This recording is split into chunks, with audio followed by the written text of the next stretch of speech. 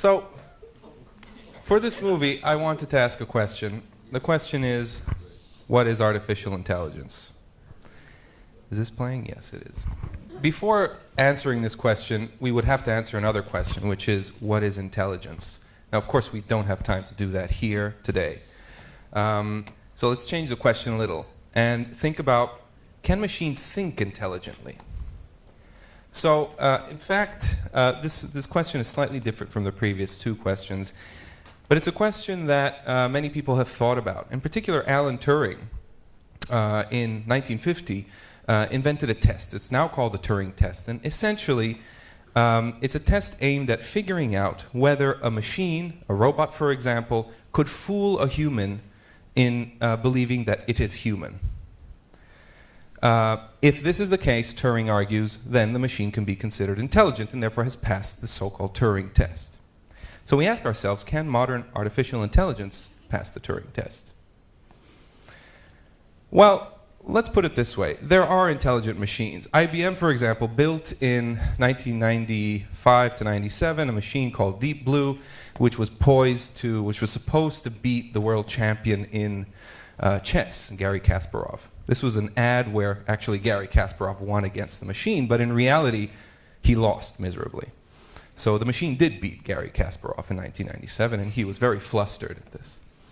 So is this machine intelligent? Well, perhaps. How about this?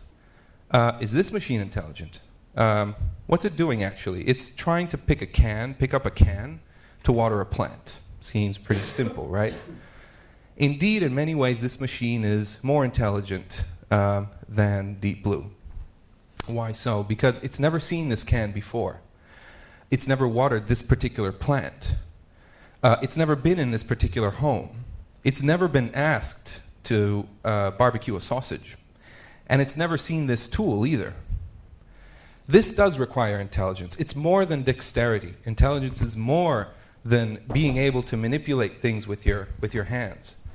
It's about generalizing things. It's about figuring out that this is a bottle and that you can open it with a bottle opener and that you need to put your hand in this particular angle and exert this amount of force to do so. This requires intelligence. Moving requires intelligence, in fact, and moving in a team requires even more of it. And in many ways, these soccer-playing robots are using intelligent features similar to those of Deep Blue to play soccer. Of course, intelligence is important also for avoiding these kinds of situations.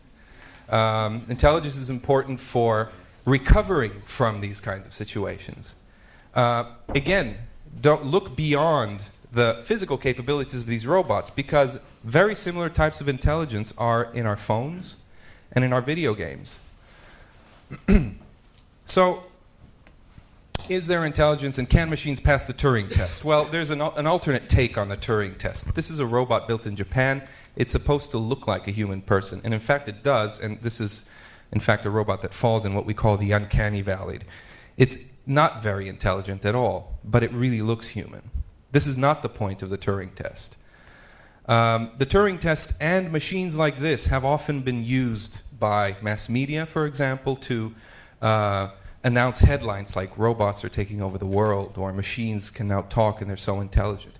Or they're used in the other way. In this program, popular science program, there's a guy who's making fun of a conversational machine because it doesn't understand him. He must feel very smart doing this.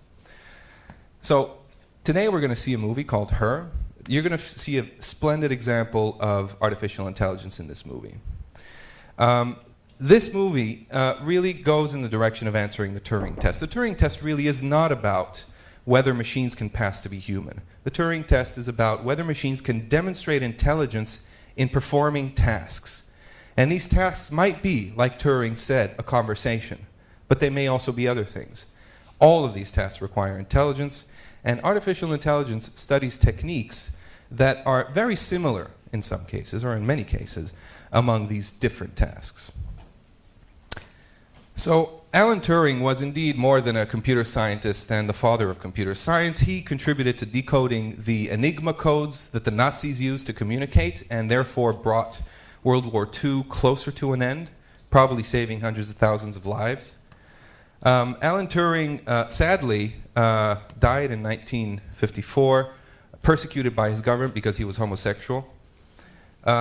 If Alan Turing had been here today, I am sure he would really enjoy the film we're about to see, and I really hope you enjoy it too.